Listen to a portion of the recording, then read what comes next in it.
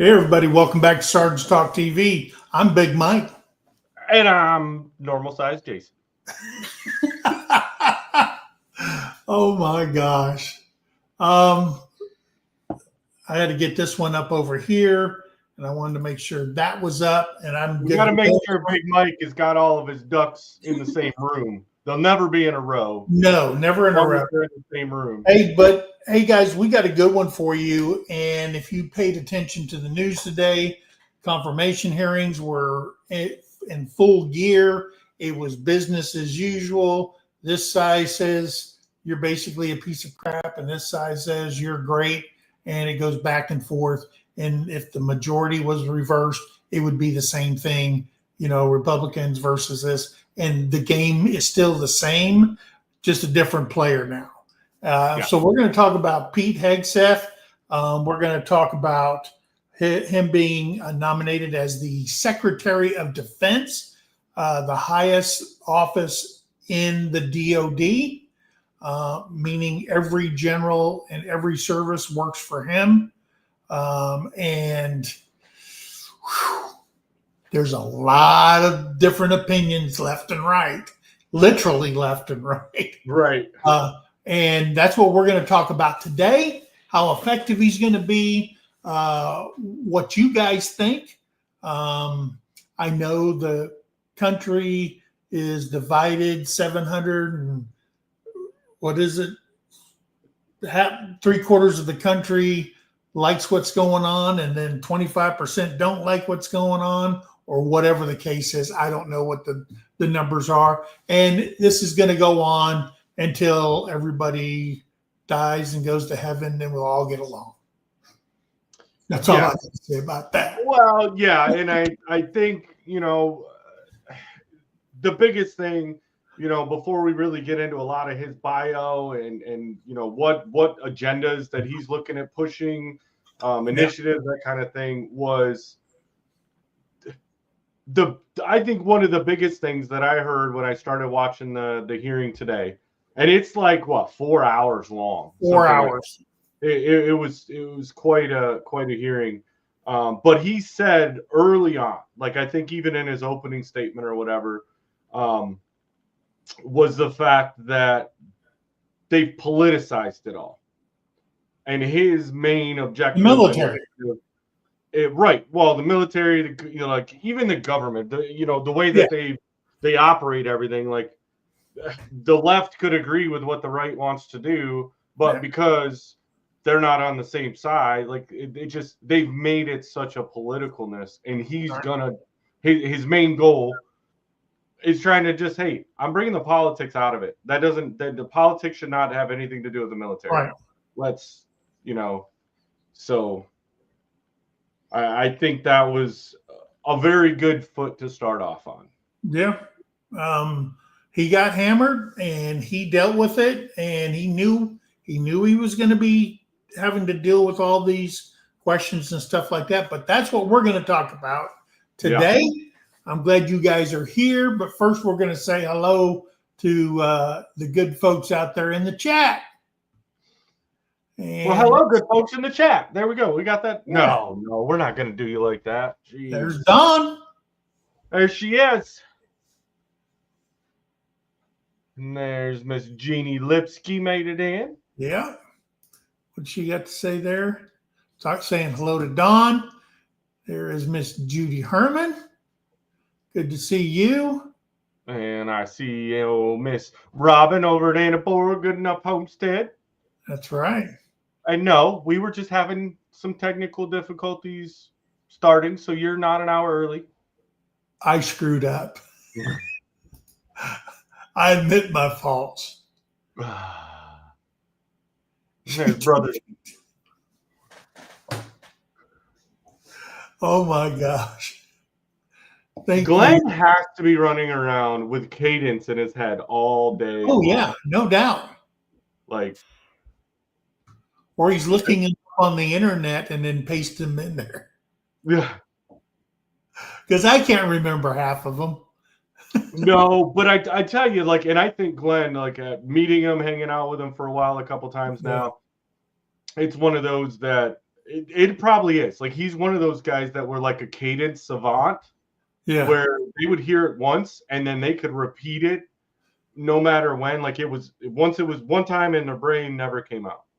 And when you talk to Glenn, you can tell he's been around artillery because he has that big, deep, loud voice. Yeah. Oh my. Like a friend of ours that used to be on submarines. They had to talk. This guy could talk to you in front of you and go, dude, come on. He goes, what? I'm talking normal. No, you're not. In his mind, he can't hear. Right. You know? So, and I was that way until I got these sweet little wing weights on my ears. Hey, and there is our friend Abby G. How you doing, Abby?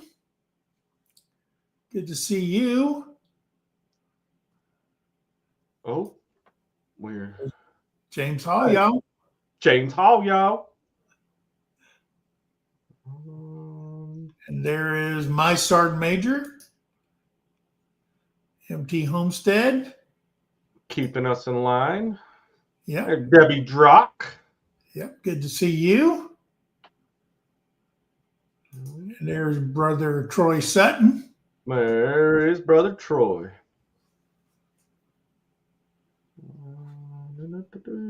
There's a Brother Chris over there, Mr. Leonard Mountain Homestead. Yes, he is. I loved the fact Chris was talking about what was that, the New Year's week where we didn't go because of New Year's Eve and stuff like that. And but Amy and them had still went, and Chris is like, I don't even really know what to do right now because normally, Amy and them are doing their live at the same time we are right now, and he's normally watching and doing comments and stuff on Sergeant's Talk while she's doing the live there, and he's like, I don't know what to do. Like they didn't go live. Like what am I supposed to do? Yeah. Hey, there's Ralph over at Webb's Web. Glenn said, I've seen some folks that have no business at all making rules for the rest of us. And I was waiting for him to say, wait a minute. You have not spent a second in combat or in a military unit. You don't know what you're talking about. And it just infuriates me that the people that want to make all the rules and set everything have no idea. Even when they did the Second Amendment thing about gun control, it was, wow, you're saying that's not even correct. Yeah. 16-pound gun. What? You think that's an M1 from World War II? What? Those are some heavy guns. The M1s. Let's see. Oh, there's Anson over at Ivy's Family Factotum. Anson. Yeah. Yeah, I think that we want to talk to Anson about dual military people. And how because Anson, I'm horrible about calling you. So now you're hearing it on here. Call me. Maybe one of us will actually make that happen. Yeah, we'd really like to do a show about dual military and how you survive that when you're both in the military, family action plans, all that kind of stuff. What a married couple in the military have to go through. That's dual military. I think that'd be a good show, especially for parents of people in the military who are married to another military member. It could be some good stuff. Right. There's some Michiganders getting snowed in today. I got some pictures from my brother up there today, and yeah, they're finally getting their winter. I was like, ha, finally, about time. Yeah. I think everybody's saying hello. Oh, what's that? Got Angie. You missed Angie, Angie, my favorite VA nurses in the chat. Angie.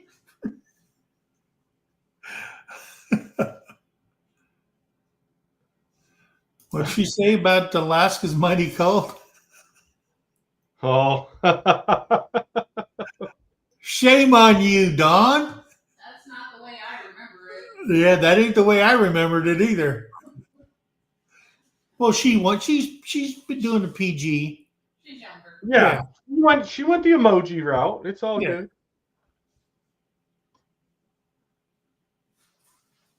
Yeah, don't forget to smash that like button for us, guys. There's 29 of you in here. Yeah. We got Teresa saying it's her first time in this live. Wow. Hey, and welcome, Teresa. She's seen us both on our other channels, but first time in this one. Well, glad you can make it in. Well, hopefully we don't piss you off, and hopefully you come back.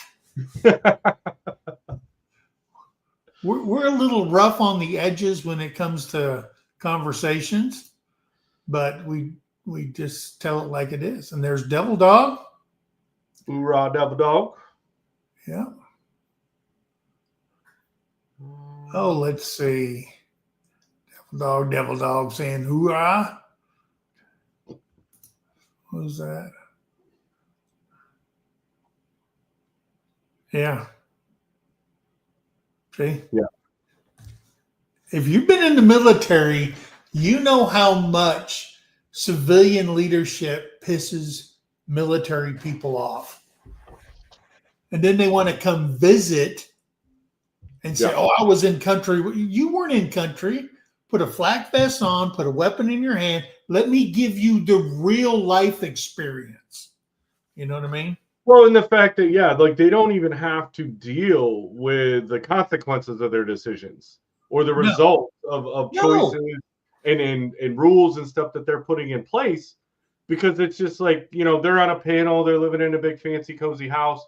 Like they never once have to deal with any of these things that they throw at us, whether it's a new rule, regulation, policy. Yep. And the most perfect answer I heard today was that they asked him something about, we've only had generals up there, blah, blah, blah, so on and so forth. And people who's run corporations were selected for the Secretary of Defense and all this. And he goes, well, let me tell you something. Here's the reality. The reality is if you're a soldier and you misplace your weapon or you lose your weapon, what happens to you? You're crucified. You are done. But if you're a general and you lose a war, you get promoted. See what I'm saying? Yeah.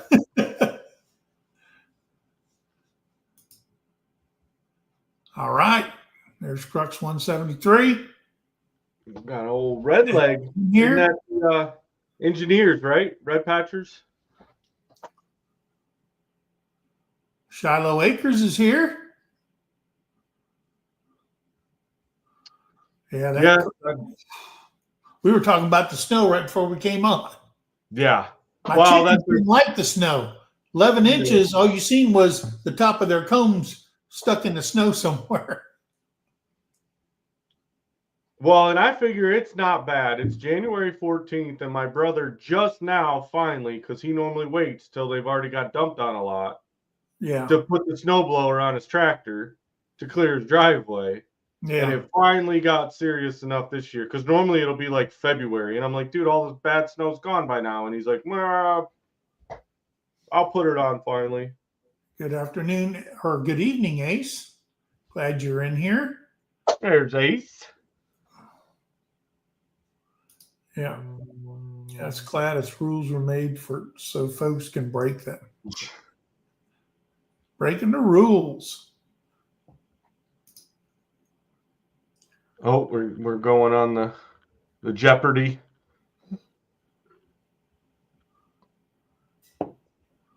Grafenveer for frostbite.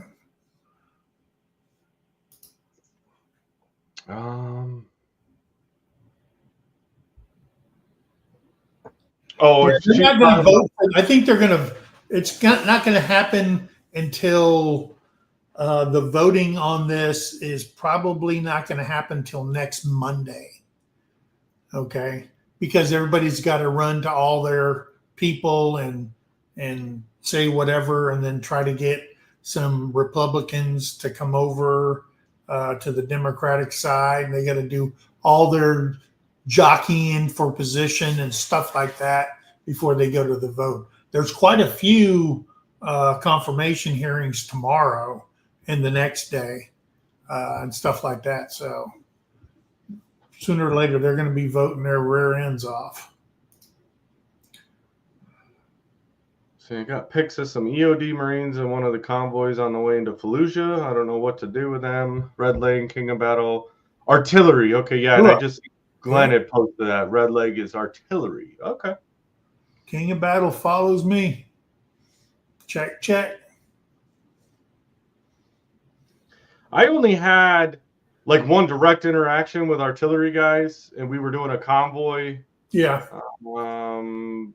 Afghanistan. We had to convoy with them because my platoon got attached to an infantry. Well, they heloed those guys out and dropped them in for them to hike. But because we had Humvees, we had the convoy out there, and they're like, hey, there's an artillery convoy going out. We're going to run you with them, and you just follow them. You'll get up to this one checkpoint. You'll lead up with the Brits and blah, blah, blah, right? Yeah. Well, as we're doing this road march, we're getting out, and I'm like, hey, it's artillery. Like, they drive trucks everywhere. Like, they got to set up their guns. These guys were lost in the sauce. Yeah. Like, we come up on a spot where they needed to go clear a couple bridge overpasses and was like, okay, we'll pull out over into this field and do a wagon wheel. Set up a wagon wheel. Most people understand wagon wheel, right? It's round. Yeah. You're just going to... Oh, no. The abortion started there because they were the broke spoke wagon wheel. Yeah.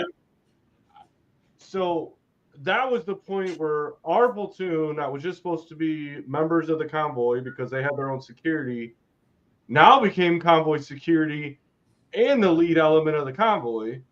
Right. And yeah, we had to jump around. There was only 5. We had 5 gun trucks, and I'd go around and put everybody in position because we're like, do a wagon wheel. They're like, a what? What are you talking about? Yeah. Like, and I wasn't impressed. Yeah. Yeah, I was a FORSCOM asset, but I was stationed on Fort Carson, and they put us under division artillery. And then our brigade artillery, and then our battalion commander was the commander of 368 field artillery. So yeah, we got accustomed to artillery real quick. Basically, dude, you couldn't have better friends than the guys over at the artillery. Yeah, yeah. Especially when you're out in the field in the wintertime.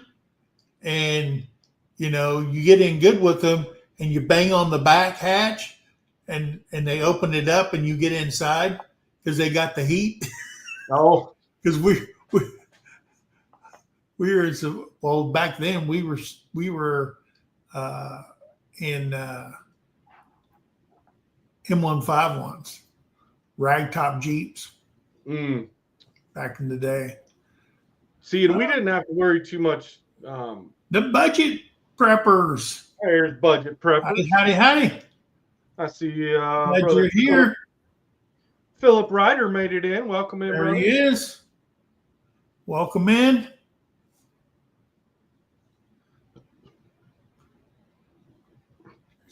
Let's see. Don't want to miss any questions. Well, I'm going to tell you a little story about old Blumenthal. Yeah, he kind of dodged that Vietnam War. And he's on the Senate Arms Committee. Yeah. If you want to read the stuff about him and all that. Yeah. He's one calling the kettle black. Yeah, and then Pocahontas, she just hates everything. If it has an R attached to it, she hates you. So she don't care what's right or wrong. She's just gonna go against you. Here's one. Yeah, the thin light coating that glazes the road, I don't like, especially driving a rear wheel drive 3/4. Ooh, big old van. Yeah. Yeah.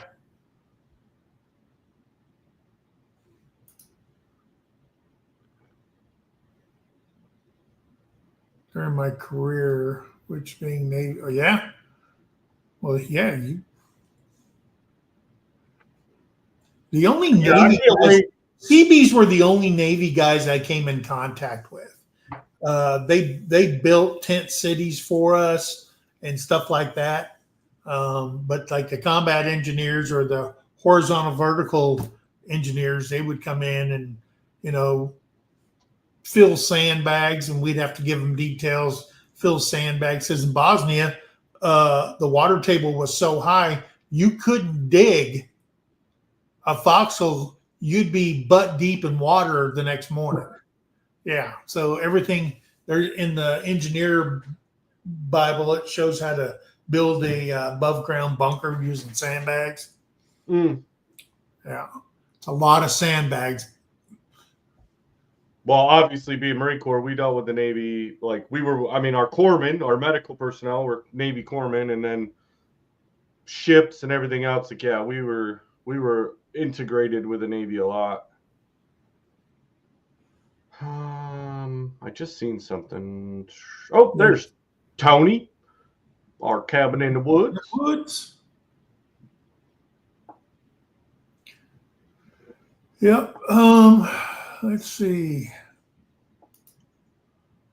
Rob's laughing and saying that's why he was accepted in the military. First of all, and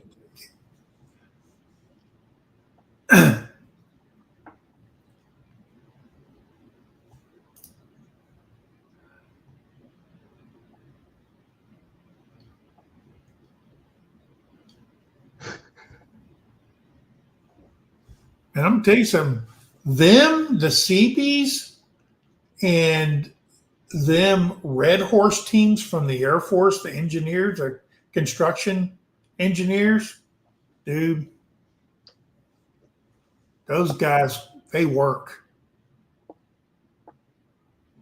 Red Horse team, when we were in the mountains in Turkey, when Saddam Hussein was gassing all the Kurds and they came up into the mountains, and there was like 1.7 million of them. And I was at the Air Assault School, and we flew over there, and we had to fly in and feed all these people. I'm going to tell you something.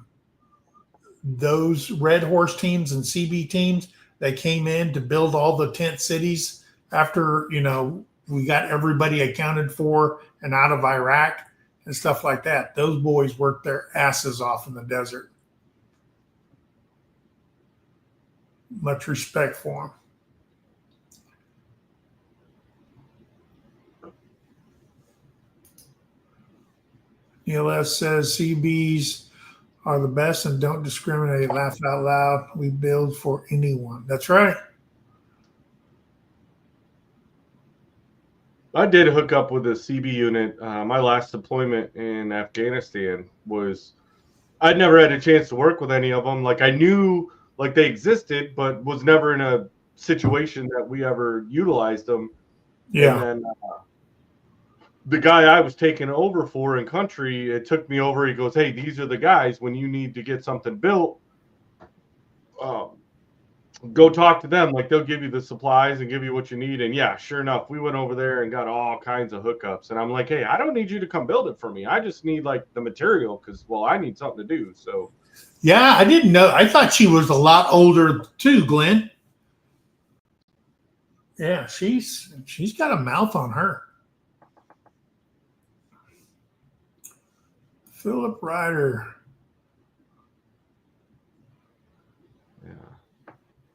And I did see Anson's comment. That's what they do. That's what they do. That's what they get paid for. and just like when we dump on their people on Senate confirmation hearings when they're in power. But it's a freaking game, and we're paying for it. Yeah. Yeah, Marines are the Department of the Navy men's department. Because Anson threw that on there. Said Marines or Navy, fight me. And you're right. We are a department of the Navy, but as my sister Dawn says, we're just the men's department. It's okay.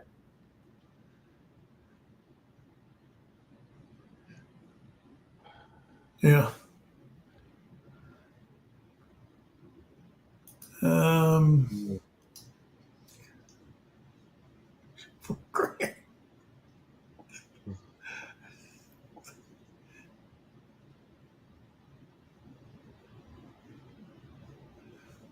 Yeah, over at Fort Leonard Wood, CBs go to school over there. They do off-post volunteer work and stuff like that. I think that the schoolhouses, when you go to schools, you got to have like a community property if you're going to like one of the advanced schools, BNOC, ANOC, or whatever, advanced NCO course and stuff like that. I had to do it both BNOC and ANOC. My basic non-commissioned officers course and my advanced non-commissioned officers course. We had to do community projects and stuff. All right. I'm at the bottom. Yeah, merchant marines are not. They're actually contractors, basically. Yeah, they're not even military. Yeah, because after my uncle got out of the Navy, he was missing the military, and then he was approached by somebody I can't remember so long ago. It was during Vietnam, and he left again, but he was a merchant marines. He was moving food, weapons, supplies, and all that to theater and stuff like that from the West Coast. So,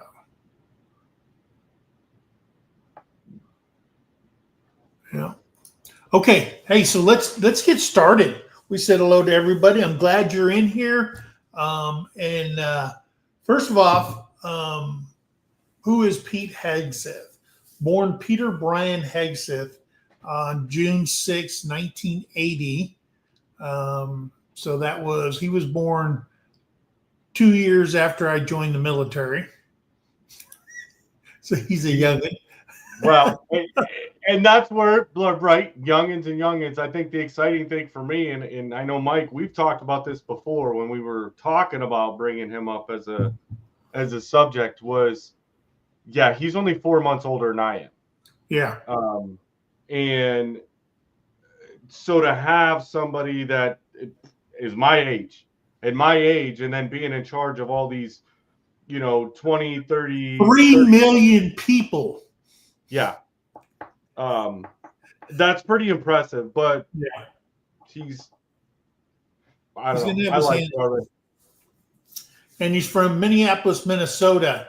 Hegseth is the co-host, or was the co-host, of Fox and Friends Weekend on the Fox News channel. He also Fox Nation host, New York Times bestseller author, and Army combat veteran.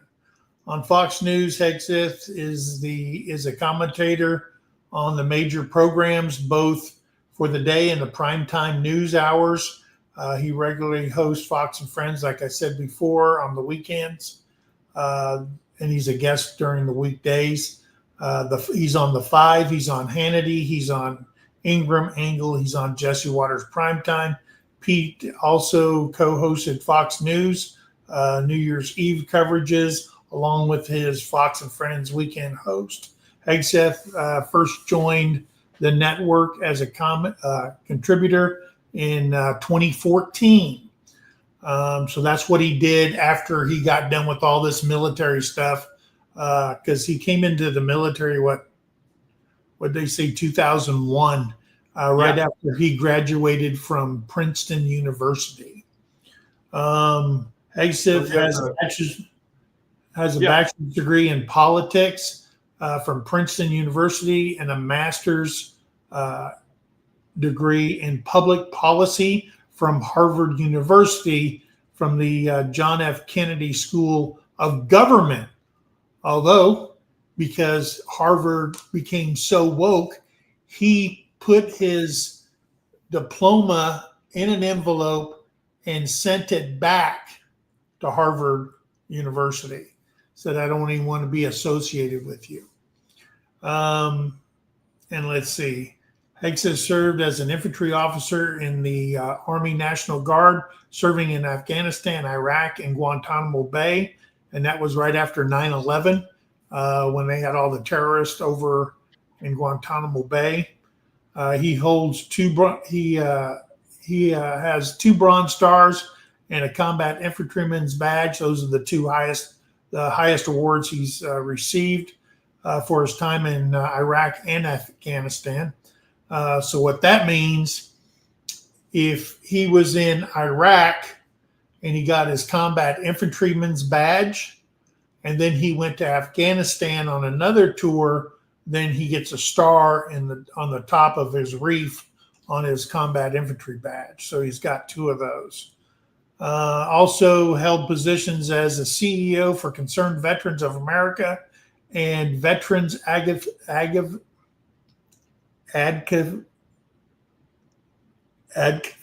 can't say a word. That word. Organization. Let's see. As an author, Hegseth has his recent book, Battle for the American Mind, spent over 12 weeks on the New York Times bestseller list, including 4 straight weeks at #1. 2 of Hegseth's previous books, American Crusader and Modern Warrior, were also bestsellers. Okay, so that just gives you a brief rundown of him being in the military. He was a platoon leader, combat infantry platoon leader, knocking down doors and stuff like that. And then when things calmed down in Iraq, they sent him to be basically an affairs guy to work with the civilians to make deals and stuff like that, and to cool tensions and stuff like that. And he did that with a fire team as an infantry officer. Then he went over and did the same thing in was company commander, and never passed up a chance to take a soldier's place on any mission and stuff like that, to give the soldiers a break and stuff like that. So great guy. There's people that say that as a leader, there was none better than him, and they could always trust him to look after their 6 o'clock. So, and that's what you want in a leader. You don't want somebody to, just talk smack to get out of a question. You want somebody that's got your 6 all the time, and that's what soldiers. You see, when you lie to soldiers, they know it, because they know what's going on, whether you think they do or not. Okay. And when you lose their trust, dude, that's when the grenades roll into the tent at night. You know what I mean? Yeah. Why do you think the average age of friendly fire in Vietnam were first lieutenants? So, yeah, that's how they got rid of them, rolling grenades in there and shit like that. So, so that's Pete Hegseth. I'm going to show you a clip of an interview, so you get if you don't know who he is and you didn't see the confirmation, what his thought pattern is, because he ain't shy about it. Okay. And it kind of got him in some hot water during the confirmation thing, because when he was doing interviews and doing his book tours and stuff like that, being a Secretary of Defense didn't even come into his head. So now you got to remember, watch what you say, because you never know, when you catch up to your tail and you bite a hold of it, it kind of hurts. So let me bring this up, guys. All right. Share screen.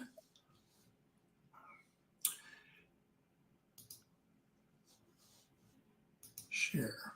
Yeah, and so while you're working to get that up, and real quick, I jumped down to comments here, but Glenn was asking, the only question concerning Pete is how he didn't have to go to jump school or ranger school as an infantry officer. That's typically a prerequisite.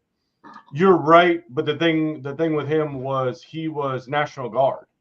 Yeah, he was ROTC. Yeah, he got activated to be able to go, so it wasn't like he did full active duty, and that would be why he could not have to go to those.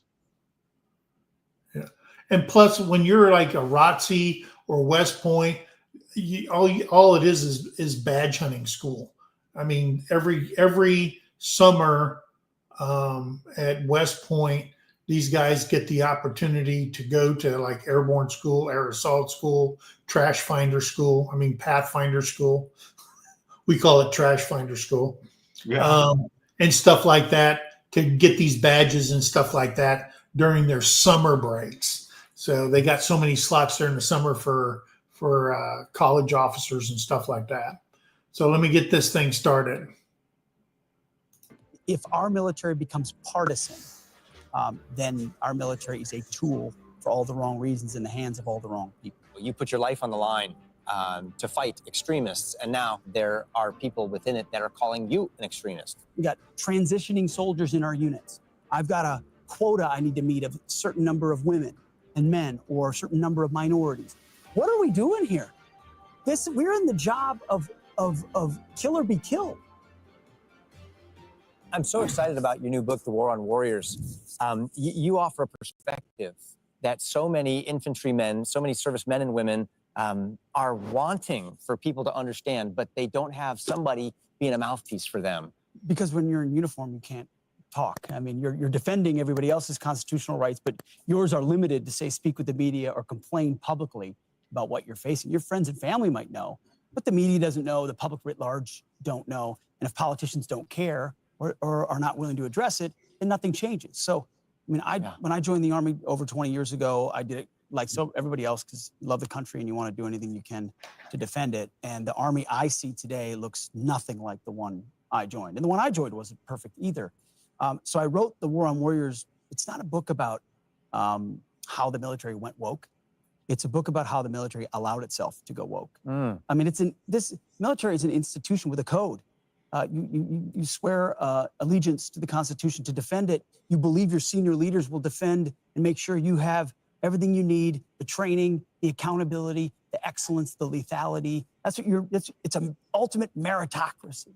And what we've seen under Obama and then fast forward under Biden is an erosion of that meritocracy in pursuit of social justice or social experiments that has created a fragile military that is not as capable as people think. We're in uncharted territory as a society, this idea that we're trying to keep a republic while simultaneously telling the young people of that republic that it's a terrible country or irredeemably racist or misogynist. All of those themes seep into the view that young Americans have. But the military for a long time had been this incubator of excellence, this sort of resistant to all of those cultural trends. Yes, there have been changes over time, but more or less, hey, if you want to not deal with all that garbage and just go defend the nation, join the Marines, join the Army. And what you see it now in the recruiting shortfalls. Wow, you're right. This is uncharted territory because every Memorial Day, every time that I'm sitting there with American flags and we're singing God Bless America and I'm remembering my grandfather, there's such a sense of patriotism, such a sense of gratitude and the flybys and all of this stuff. And I'm feeling just something different in the air now where people are thinking like that's bad and that's not really something we should be getting excited about and it is scary. No, it's evil jingoism or nationalism. The flag is political. I mean, I wore a flag on my shoulder when I served under George Bush and Barack Obama and Donald Trump. I mean, I volunteered to deploy to Afghanistan under Barack Obama, a president who I disagreed with on everything because it wasn't political. It was about defending the nation. And we're getting, because of the purge that's come into our military, and I use that word intentionally, there has been a purge post-COVID, post George Floyd, during the Biden administration, a purge of patriots. you've got a real reluctance of everyday Americans to serve an institution if they don't feel like it's going to serve them. When I think of patriotism, I think of the military. I don't just think of like patriotism, so I think of schools and education, or I think of the church, although these are important institutions. The military is like inextricably tied and connected with a sense of a vibrant patriotism in a nation. But with these attacks on patriotism, calling it Christian nationalism, what does a disdain for the U.S. military mean for the future of our culture? Well, first of all, you were raised right, and that's why you look at it that way. A disdain for our military and the future of our culture means more soldiers die. And I mean that. I mean, when you impose DEI and CRT and gender fluid standards into the military, you are breeding a less capable military.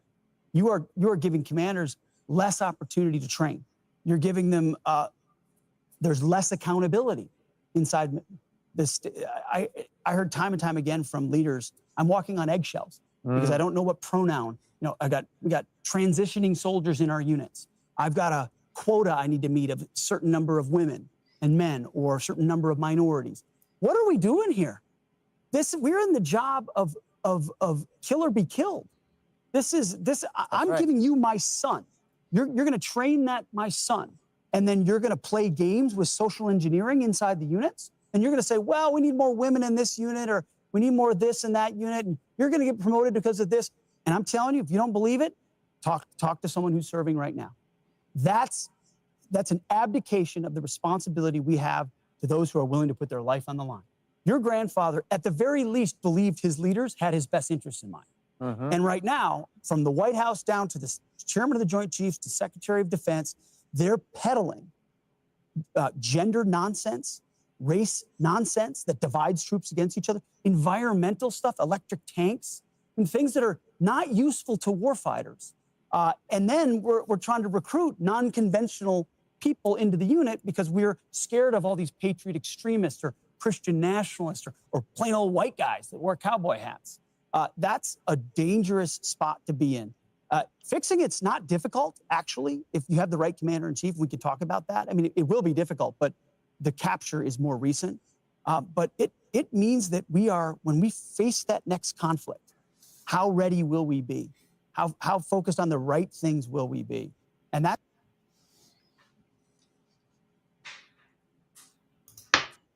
All right. Exactly. Yeah.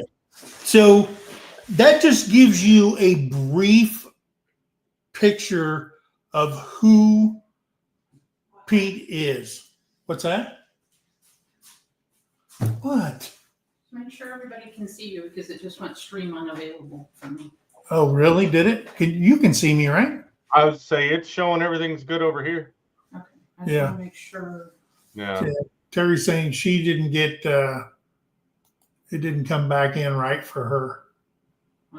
It came back and then it went stream unavailable. I just want to make sure. How about everybody out there? Can you hear us and see us? There you go.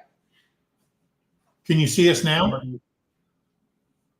Terry? got a few people talking about. I can see you guys. I'm going to try to pull it up on my phone right now. Yeah, I see it over here that way too.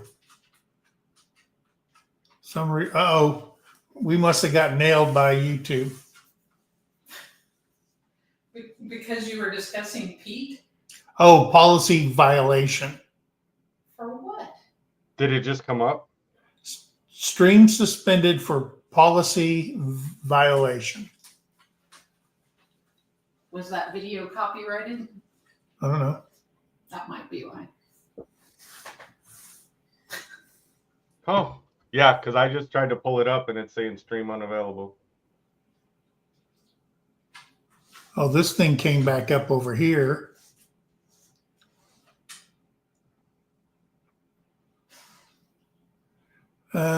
This is sad. Yeah. Yeah, I'm seeing everybody's comments because we just got Scott with rambling the brooms and somebody else just came in. Yeah. Oh, Nanny Tam. All right, we're back up. We're back up. I can see it now on the other one. So I guess they suspended it because of some kind of policy violation or whatever.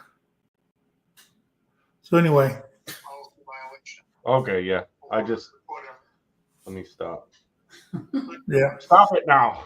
Okay. No. Well, welcome back, everybody. I guess we Yeah. got slapped because, the truth hurts. Yeah.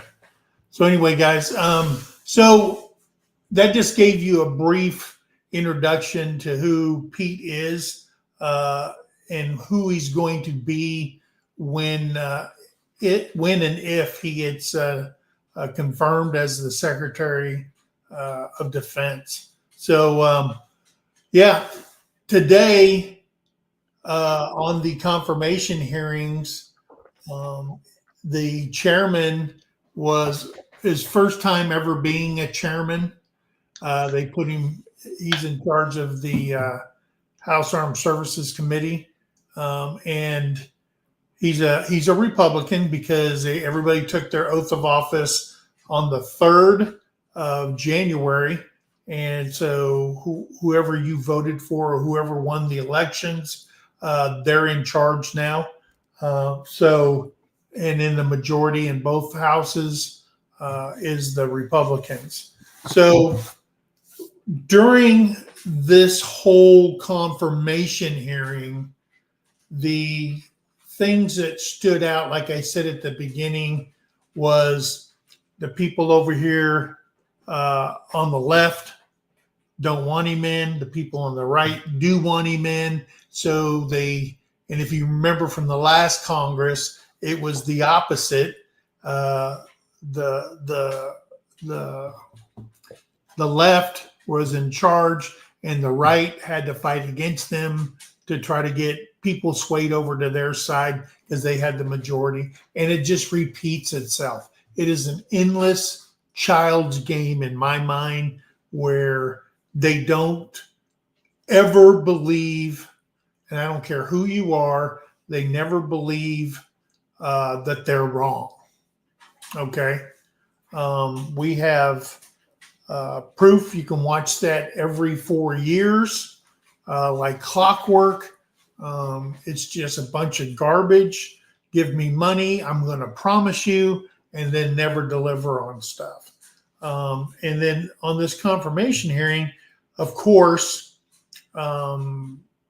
Hegseth has been very open about if you asked him a question, he would sit down with you and he would tell you everything about it and what happened and so on and so forth. And you can just scroll his name and it's just a laundry list of videos on YouTube that he has been on different shows and podcasts and stuff like that. And he told you the truth. Maybe it's the way he sees it. Maybe it is the truth. I don't know. I don't judge people. I kind of judge people on what I see.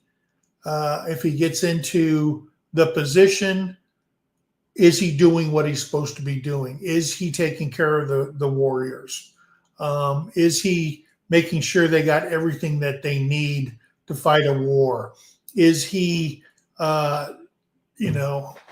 this under Lloyd Austin, they couldn't find, what was it, $10 billion or some ungodly amount of money. Like, where'd it go? Nobody could, accountability. They haven't passed a audit in 7 years. Yeah, and that was one of the big things that he had in the hearing today was the fact that they couldn't, one of his main initiative goals is to get it where they can pass an audit. Like, why? And I think that that's the scary part for everybody that's nervous, and why, like, even in the hearing, they're beating him up so bad is, the whole problem that we have with the entire system is the checks and balances have gone away. They've been able to run willy-nilly and do everything that they want to do for way too long. Yeah. And I think that's their fear with Trump coming in. I think that's their fear with him coming in. Anybody that they're like, wait a minute, whoa, hold on. Wait, you mean, and that was one of the things why Trump nominated him, was he's somebody that's had boots on the ground. Right. And what scares them the most, right, is the fact that he's going to come in with firsthand knowledge which then means common sense. Yeah. And you throw those two things at these people that are used to officiating from a nice cozy desk in their vacation home somewhere, they're nervous because they're like, oh, wait a minute, now, am I going to actually have to do my job? And, Yeah. You start putting those checks and balances. And I think that's what I like about him coming in. And the fact that Pete served, he knows, and it's not somebody that's just coming in because, oh, they were a contractor somewhere else, or, they watched enough war movies. They know what war's like. Yeah. He was there. He did it. He served. He knows, and he still talks with commanders, and active duty military personnel that he's knowing what's going on, and some of these issues that he's bringing up with, promotions. Promotions should be based off, your merit and your ability, not off a quota. Yeah. The fact that the military went to quota-based anything, that's ridiculous. It should have never got to that point. Well, I will tell you that when I came up through the ranks, my first time I was going from staff sergeant to sergeant first class.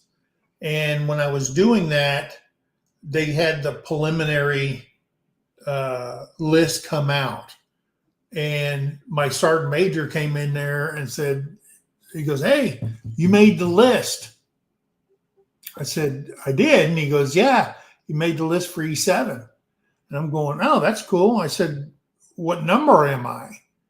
And he says, you're number 18. I said, how many people are on the list? And he said, 76. He goes, but this is just the preliminary list. And I go, preliminary list? He goes, yeah. He goes, they have to go through it and stuff like that. And it's got to go through the DOD or the Department of the Army checks and stuff like that. I said, oh, like what kind of checks? He goes, ensuring, you got security clearances, everything's up to date, blah, blah, blah, and so on and so forth. And there's a certain amount of people of certain things have to be on the list. I said, what are you talking about? Certain things or certain people? And he goes, well, when they make the first list, it's the very best of all the records that they look. And then by the time it goes to Department of the Army Equal Opportunity and the IG's office, and everybody signs off on that, the list might change a bit. Well, the final list came out, and I got moved all the way down to 44. Right? To 44. Really? And I was, and he goes, now let's look at this. He looked at the first one and the second one. And he goes, that guy got pushed down. This guy wasn't even on the list, on the original list, but he made it onto the list. And this girl made it on, and this person made it on, and this person all the way down the list. I'm going, holy crap. And then these poor bastards that were down here after number 50, a lot of them all fell off the list. And they were replaced because they have to have so many people of this and so many people of that and so many people of this and so on and so forth to make the list. I said, so it's not based off of who's the very best. And he goes, what world are you living in, Sergeant? What the heck? And that's what he wants to eliminate. He wants you to get promoted because of your merits and not who you are. Now, if your dad was the sergeant major of the Army, and your name was like, let's say Dan Daly, a friend of mine, he was the sergeant major of the Army, and your son was Daly, and everybody knew in the unit. Okay, don't make him call his dad, because the sergeant major of the Army will come visit you with all his minions, okay, and tear your unit apart, okay. And he moved up. I mean, good God, he was a first sergeant. I think he made first sergeant almost 15 years. Mm. I go, who makes first sergeant 15 years? Yeah. You know? So And it's crap like that that's been going on since Christ was a corporal. Okay. I mean, they've been doing this stuff, and every year it just gets more woke and more woke and more woke and more out of control to where you're saying, why the hell am I staying in this thing and putting up with all this crap? Because you can't have a strong and healthy career when there's forces against people out there. Okay. And he wants to put an end to that. You know, I don't believe you need a DA photo for anything. Who gives a crap how you look? Because a photo tells them all they need to know. You know what I mean? Well, and that's in today's grouping, You should have like a social security number and that's it. Yeah, and that was the thing, was our promotion boards came out a little bit different than that. There wasn't a preliminary list. It was like, they were the only preliminary that we seen in the Marine Corps was like, hey, they're gonna select X amount per MOS, based on all the numbers. So, if they said, hey, we're gonna promote, 300 in your MOS, and then it went by MOS. So that was the only preliminary that we knew, hey, they're going to promote this many per that MOS. Yeah. So when the promotion results came out, then, so we didn't have like how you were talking about it, where it was like, hey, you made the prelim list, but now the final list, if you met the basic criteria, that meant you were going to get looked at. And then they come out with your promotion number, because, not everybody gets promoted the same month. So, you might, hey, you're selected, but you might have to wait 6-8 months to get it, if you're far enough down on the list. And that's what Pete was talking about in a lot of his interviews and stuff like that. Because, when you're like, I can say when you're an E6 or E7 or a first sergeant, and because you can't go higher than sergeant major as an enlisted person. But when you look at it and you say, okay, because the way the system is set up, you're a good NCO, okay? And you get passed over 3 times for promotion, guess what your next stop's going to be? You're going to hit the curb, okay? Same thing with an officer. If everybody wakes up and they're a captain. I mean, unless you're just a shit lieutenant, you know what I mean? Everybody wakes up. But if you miss 3 chances, 3 promotion lists to make major, you're on the streets. It's a big game. It's what your senior rater's profile says, and where do you land on that profile list? If his profile list says his average officer scores this on his rating profile, and you might be at the bottom, and then somebody might be in the middle, and then there's 1 or 2 or 3 that are maxed out. Could it be because you're better than all the other officers, or could it be, hey, he gets along with you better, or you have something in common? Those things run through everybody's mind in the military. How did he get promoted? Well, and what we had to start with, and that's what he wants to end. Yeah, and the other aspect, what I fell into on that aspect was, you get these young lieutenants, first and second lieutenants that are coming out of school, and you're their first platoon, their first command they're in charge of, and they decide they're not gonna, because they have to make a decision in order to become a captain, to career designate or not, whether they were going to re-enlist and do another contract or not. And so when you get these young lieutenants that are writing on you, well, if they're like, hey, you know what, this isn't for me, I'm going to just write whatever, it doesn't matter, which it's supposed to be calculated as a factor based on how many, like they have to write so many, we called them a fit rep.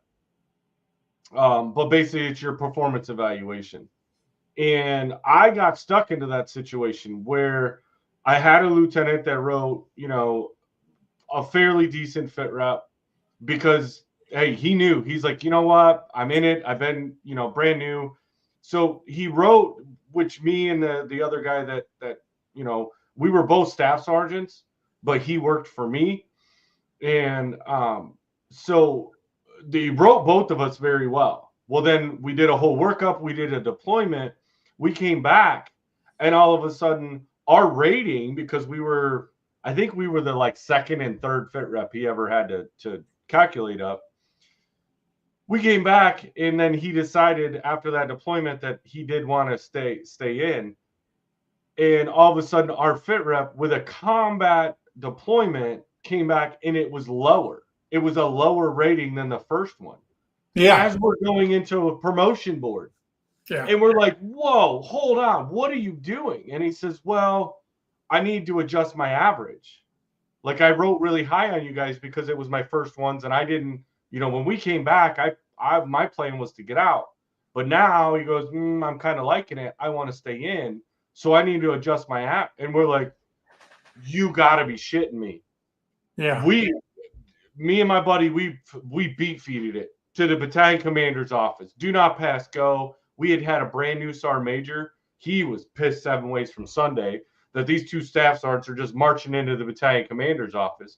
But he was the battalion commander at the time, but during that deployment, he was the reviewing officer for it. So he's the one that signed on it above the lieutenant. And because he was our company commander. So this was a do not pass go. I don't care who I'm pissing off. We're going in there. And I'm like, you need to un-F your lieutenant.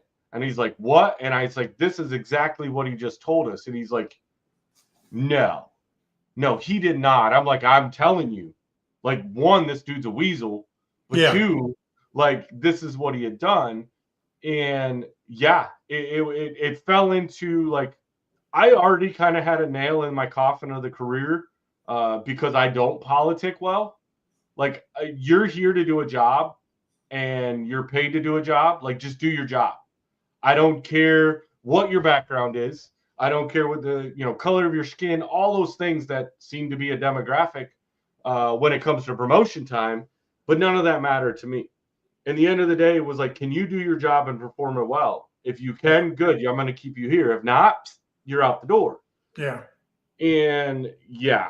That fit rep right there basically was the nail in the coffin for me to where I should have retired as a master sergeant. Yeah. And I never made it past staff sergeant. So the difference between E6 and E8, like, because I was fast tracked to where I should have easily, within the 17 years, I should have been an E8. Like, just because of promotion times. And so then I start looking at, and really what was the defining factor when I said, you know what, I'm going to accept early retirement, because I had one of two options: accept early or get voluntold out early. Yeah. I was leaving early either way.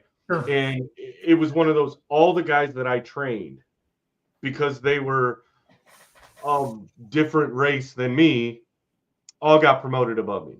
Right. And I'm like, you got to be shitting me. Like, I trained all these guys. Like, and granted, yes, I trained them good, and I'm proud of them for making the rank and getting the promotion.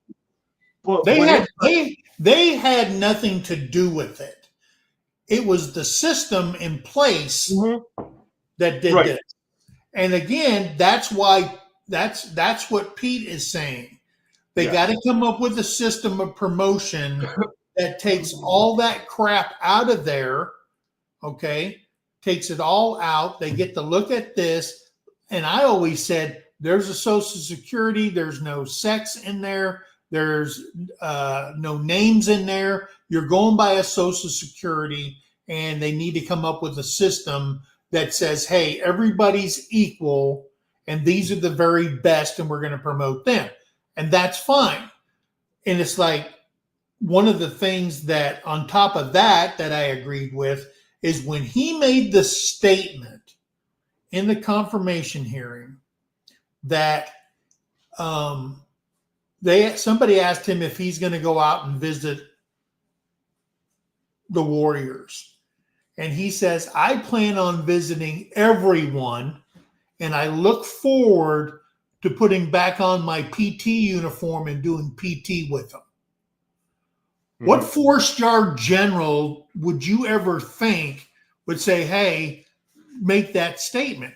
Number one, he's very young compared to the old codgers that we come into office, because somebody told me something a long time ago.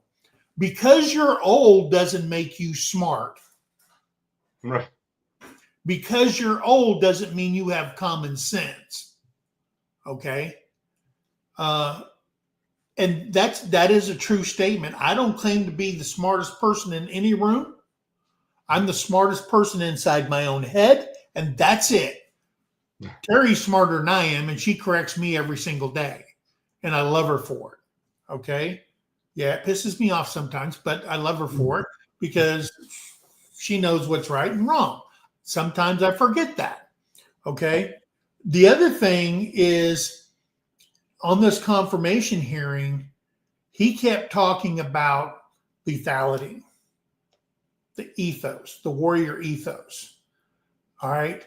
Putting bullets on targets, getting DEI and CRT out of the platoons. Okay? 5 million man hours have been spent in the last 4 years on DEI and CRT. Okay? You know how much money that is? That is a crap ton of money. And you're taking away all the training that if you're in the military or you've been in the military, you know how much annual training you have to do that's mandatory every year. Okay? Yeah. It pisses leaders off. And he knows that. He admits it. Okay? You're taking away from training hours. Okay? And I get it. It made me mad. You had to just to stop all your training to have what we used to have in the Army as sergeant's time, where the sergeant gets uninterrupted 4 hours of whatever he wants to train his people on, not what the training schedule says you have to train on. Things that he thinks or she thinks, this is what my squad, and it's down to the squad level, not the platoon level or team level. Where's my weak points? This week I want to train on this. Now that's replaced with sitting in classrooms again. Okay? Knowing, hey, you can't walk by somebody and pinch them on the butt or Google eye them and stuff like that. Yeah, if you do it and you get caught, throw them out. Who cares? All right, you shouldn't be doing that. Everybody knows you shouldn't be doing that. Yeah. They also asked him about sexual harassment or harassment in the military. Yeah, there's no place for that stuff. They say that. Then they turn around and asked him is he in favor of what was that about soldiers being paid travel time to go get an abortion? And he said it right off there, and it probably made millions of people pissed off. And he says, I don't think the government should be paying for travel time for someone to go get an abortion. Okay? I mean, come on. You're in the military. Both men and women are in the military. They're trusting you to fight for freedom and to be an adult, to think on your own, think for you and your battle buddy, and to sit there and say, okay, basically, hey, if your birth control plan involves abortions, the government, the taxpayers should not be paying for that. That's you. Take your leave and do it if that's what you want to do. Okay. Yeah.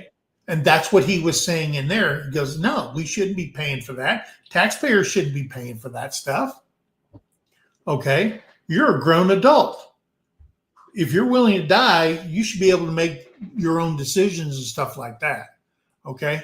Well, and pay for the results of your decisions. I think that's the biggest thing too, was all of this stuff, like what you're talking about and all this stuff that's part of the woke and part of the DEI and all, like, I don't know how many the hours military pays of my life. for soldiers, for family members, all their pre and postnatal care and all that stuff is paid for.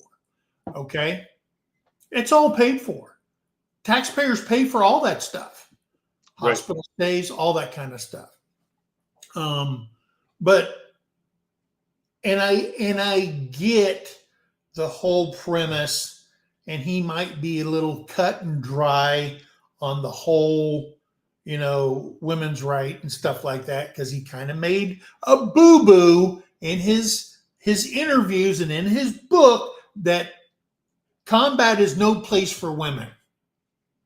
And women should be taken out of combat roles. Okay. And if they're going to be in there, it should all be one standard. Okay. Yeah. And like the one person said, well, there is a standard. There's this standard and for females and this standard for males. But having these two different standards doesn't get the ammo can from the truck ran all the way down to the foxhole, one of the infantry tasks, right? Yeah.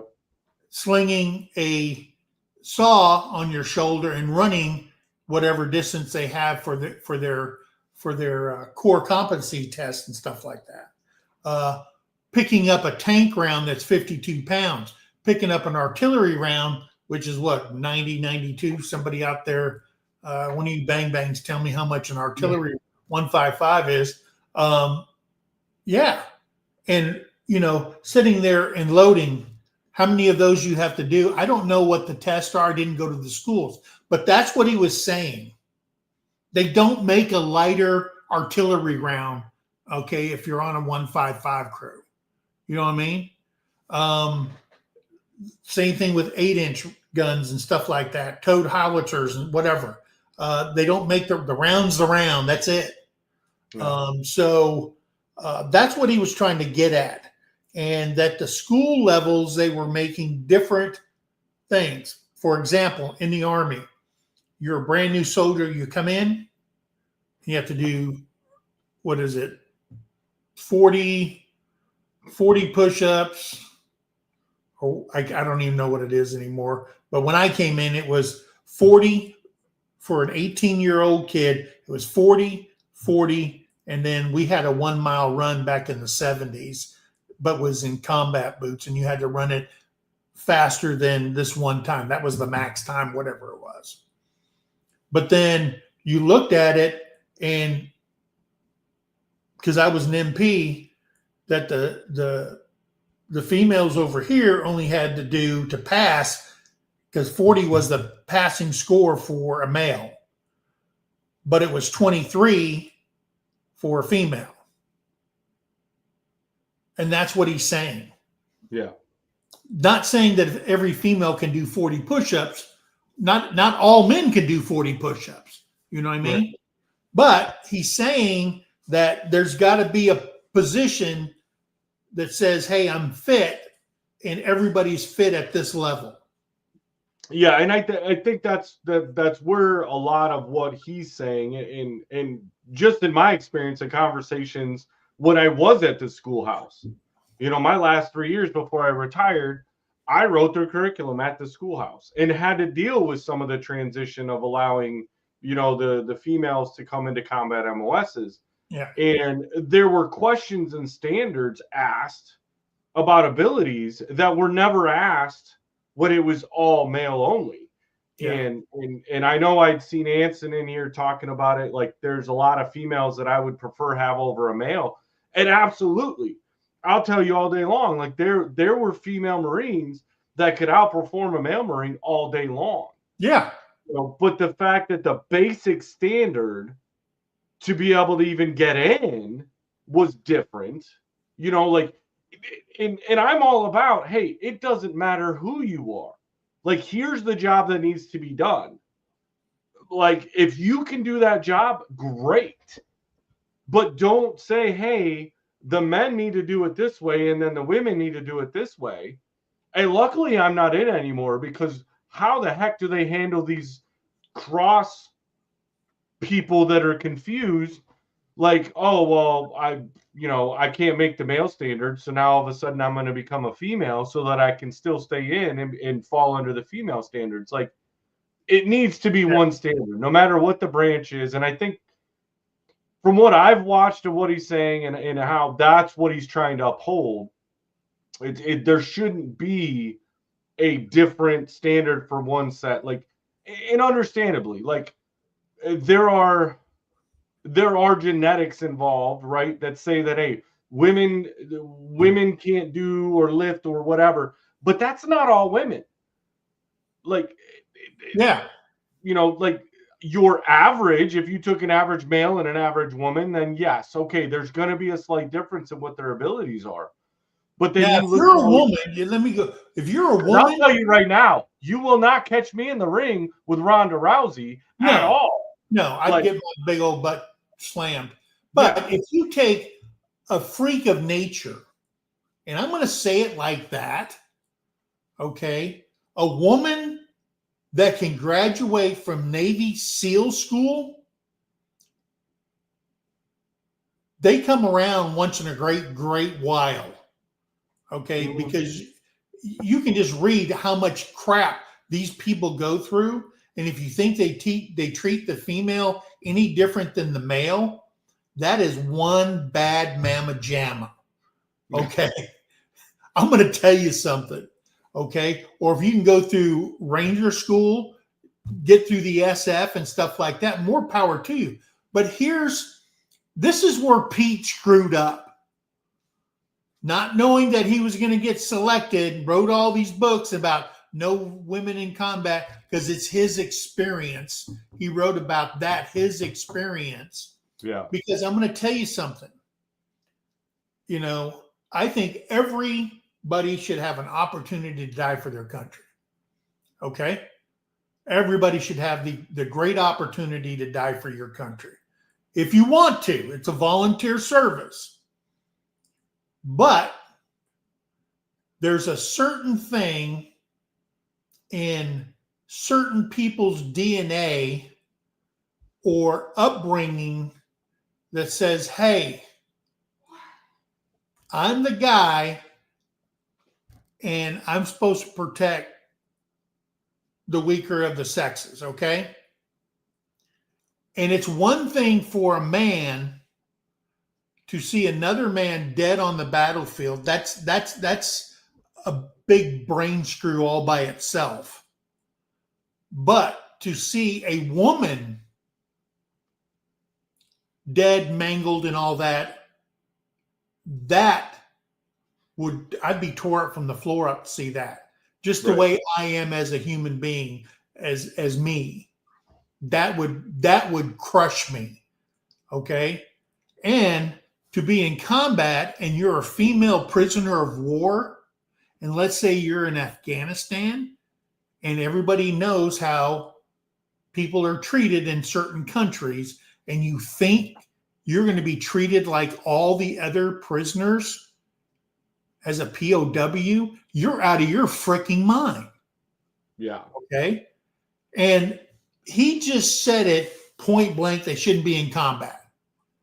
Dude, we're way past those years. We're already past those years. But, and I know he was what made it so?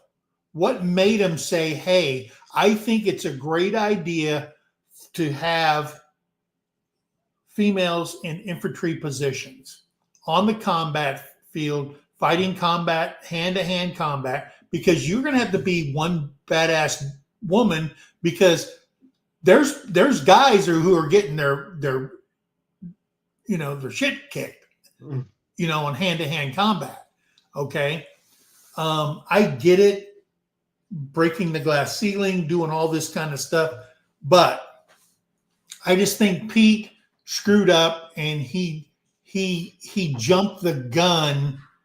Now, if he knew he was going to do it as soon as Donald Trump was running for president of the United States, and he said, "Hey, Pete, I want you to be my Secretary of Defense," under the table, do you think Pete would be saying those things? Because he kind of backpedaled and he really didn't know what to say when they asked him those questions. And they were trying to screw him up. I get that. Okay. They're trying to trip him up big time to go back to what he said before. Yeah. But I think that that's the perfect example of, there shouldn't be a need to backtrack.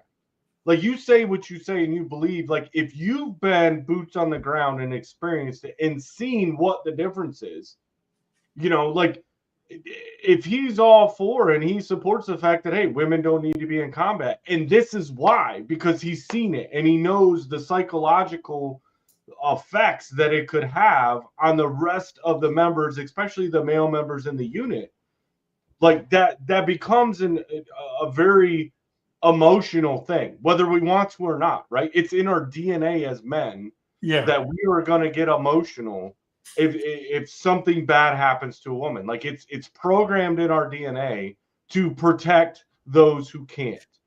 And not that, but for him to kind of backtrack worries me a little bit. Yeah. Because, like, when you watch a lot of this stuff, if you go back and watch videos of what he did with interviews prior to the nomination, he was very direct and very adamant about, and then to be able to change and be like, well, that feels a little politicizing to me.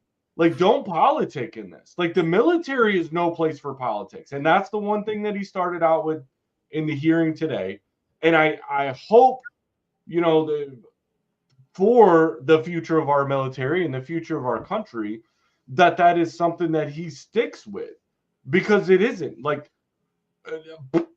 politic all you want in any other kind of business. Go to Fortune 500 companies and it's about, who not what like, that's fine. You're a civilian company, let that run. We're talking about, the world's finest fighting force, the U.S. military, the ones that nobody wants to come and mess with. They need to be the best of the best. Well, no matter what your background is, like, if you know what you're doing and you're really good at your job, cool, come in. We're going to go, mess some stuff up overseas. Like, we're going to take care of our own. We're going to protect our own country. If the first thing that they have to worry about, which I think is kind of the thing that's on today's military brain, right, is I can't even call somebody a call sign because somebody's going to get offended, or what gender, you know what I mean? Like, what pronoun, like, how the hell is that even a thing? Like, that's probably the most ridiculous part of it all, honestly, is that shouldn't be what I'm worried about. Like, I'm making a radio call because I need assistance or I'm trying to pass information or whatever. And to have somebody come back on the radio and is like, well, I'll accept your call if you call me by the right pronoun.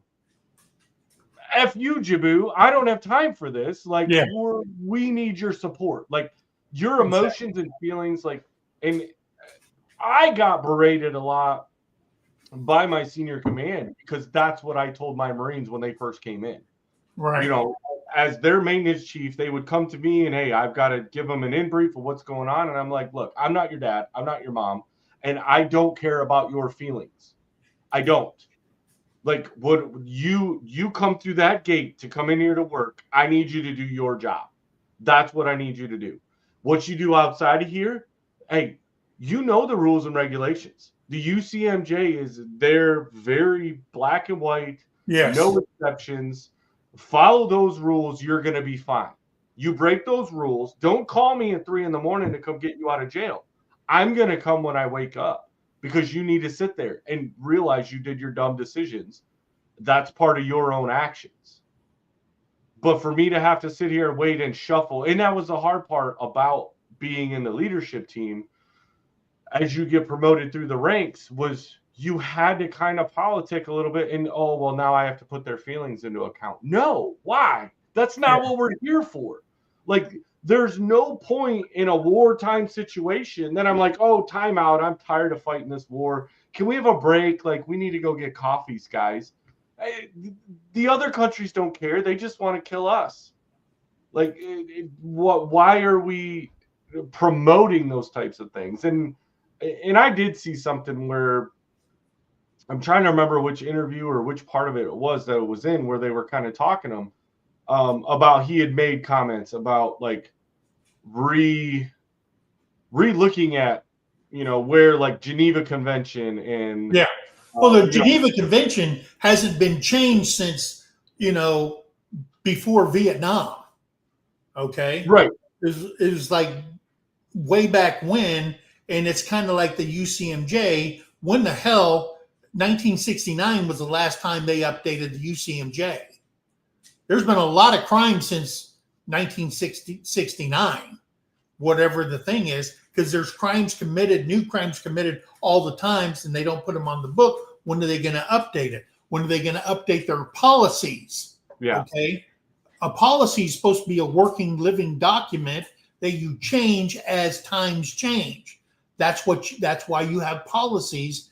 Why you have directives. That's why you have regulations and so on and so forth, because they change.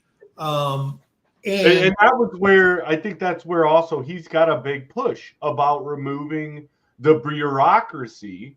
Yes, that's involved, especially.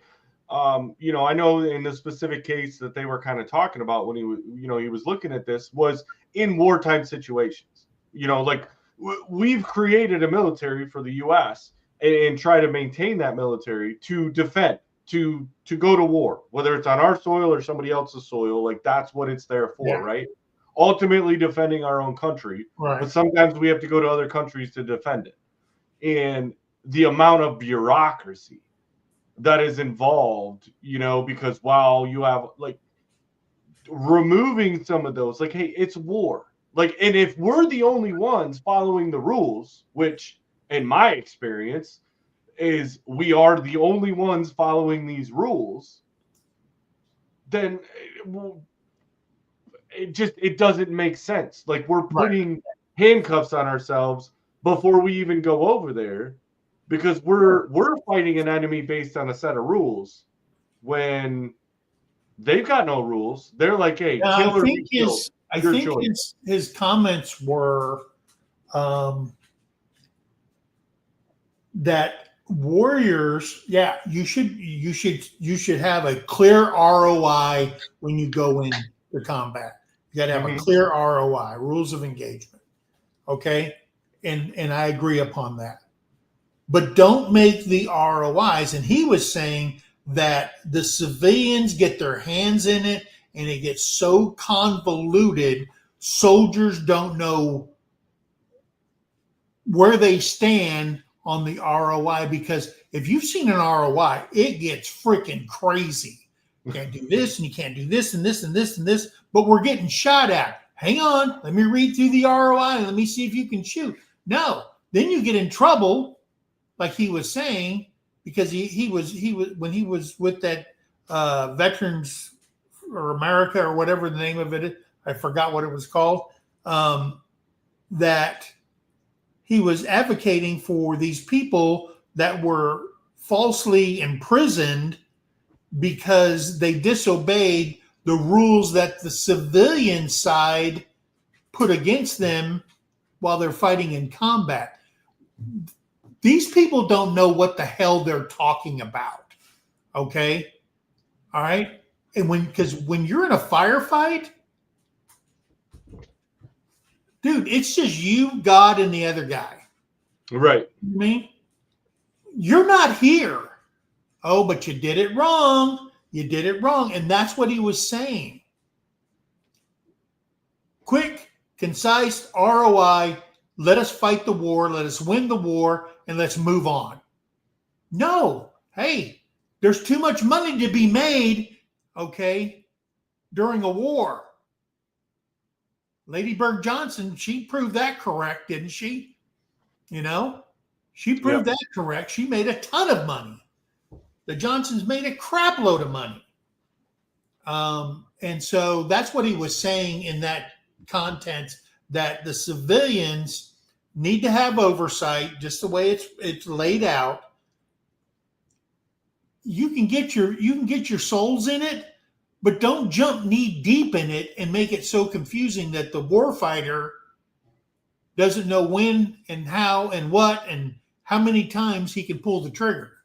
You know what I mean? It didn't make sense. And that's what he was trying to get at, the civilian involvement in the wars. And that's what drags them on. That's what gets soldiers killed. Yeah. And that's what he was trying to get at. They didn't want to hear it, though. Well, no, because they're all making money. They want the power. It's all about power. Yeah, they've politicized everything that they possibly can at this point, and that's their main goal. Because if they can, as they politicize everything, they're pocketing money. They're making money from this. Like, wars breed money. Sure. Like, it creates, like, you go back to the very first one, like, it all made somebody a whole lot more money. And now that they've been able to do that, and especially now where you're getting, and I know it's kind of unrelated, but it popped in my brain right now where I found it kind of funny, was he was getting questioned because he had made a statement about there should be a 10-year for any general that's getting out. All these senior generals that are getting out, there needs to be a 10-year hiatus before they can go into government service. Right. Because so many of them are, they're reaching their level as a general. They're being up there, which, I mean, is no feat to be, just blown off. Like, if you can make it to general, you're doing something right somewhere. Yeah. But they do this, but they make it to general by politicking. By being able to, like, be in the right place, talk to the right people, say the right thing.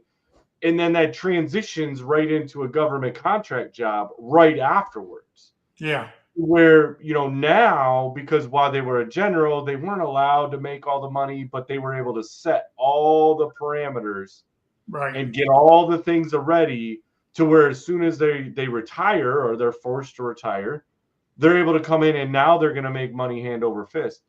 And they had asked him about that because they're like, well, would you follow? Like, so are you saying that when you're done being the Secretary of Defense, if you're accepted, would you have a 10-year before you can go? And he goes, well, I'm not a general. Yeah. Like, the rule says generals. Right. And so he's like, well, I'll have to go, with whatever the policy of the president is, But I think that that's part of that. And I see what he's saying. And I think that kind of falls into a lot of the things that a lot of us on here are, really concerned with is, term limits and, hey, are you going to do something here that's going to benefit you more later? I haven't researched enough into it, but yeah, it was kind of one of those funny situations. And it made you think that, yeah, you see it a lot of times that they get in these connections. And I think a lot of it really, if you start paying attention to it, because obviously you've seen these same things happening back when you served, and I was seeing them when I served. So this stuff has been happening for a while. Right. But if you're seeing people that are getting promoted based off a quota, vice their abilities, and now those same people, hey, they've made it all the way up the ranks, and now they're going to be the ones that are going to be the lawmakers and the decision makers and the rule writers. Yeah. Well, you didn't even do your job right the first time. You just happened to be the right sex and ethnicity that got you promoted all the way up there, and now what they were looking for. Yeah, like you're not you're not doing your job for the oath that you swore to defend our country and honor our Constitution and all of those things that we agreed to when we made our oath as service members in a voluntary service. you're not doing any of that. Yeah. You're doing what we called in the Marine Corps, right? Semper I, F the other guy. Like I'm looking out for number one, everybody else is out of there. And that's, I don't know. I think until they can remove, and I don't think he can single-handedly do it. And even Oh, with no, Trump, no, there's no way. but I think that if they get enough people, and that's what I've been trying to watch, with President Trump coming in and the people that he's appointing and the places that he's trying to appoint them, can they get it to where it's not a financial gain for them to be in those positions and remove that ability for the unqualified individuals to be in a position that they don't deserve. Yeah. Terry just posted that video that we got a strike on. I guess they don't like us using it or whatever. But because I think it was actually published by TBN, Trinity Broadcasting Network. So they probably had it copyrighted, but it was a good video, I thought, that shows who he is and what he's thinking. Well, and just a basic intro. You should have been fine under the fair use, but I think you let it run too long. I probably did. Whatever. So, hey guys, so that's what we got for you tonight. I think they're not going to vote until Monday on this one. There's more confirmation hearings. If grab a beer, sit back and watch this, you're going to absolutely see a bunch of junior high school kids on panel, no matter what committee it is, one over here not liking it and the other one liking it, and just watch them back and forth and how idiotic it can be that grown people that people have voted on to speak for them, where it becomes so freaking personal. Okay? So freaking personal. But do your research. Okay? If you want to know more about him or any other, I think Thursday or maybe tomorrow, the VA secretary goes under the knife in the committee. Okay? No, they won't vote on Monday. They're not now? It's an inauguration day. It's Is that holiday. Well, they said that we won't be able to do it until next Monday, and that's what they said on the news. No. But it could be farther than that because Trump's inauguration is on Monday. So anyway, guys, hey, we're glad you're here. I'm glad you guys stuck with us. There's 19 of you left. Thank you very much. Hey, remember, be kind to one another. Help somebody in need, and always think of that. I got to do my research, make sure we don't get a second or a third strike. Hey, you know what? Down. I personally think, one, I don't want to shut down, but if we're getting striked or we're getting something like that, then obviously we're ruffling the right feathers. Yeah.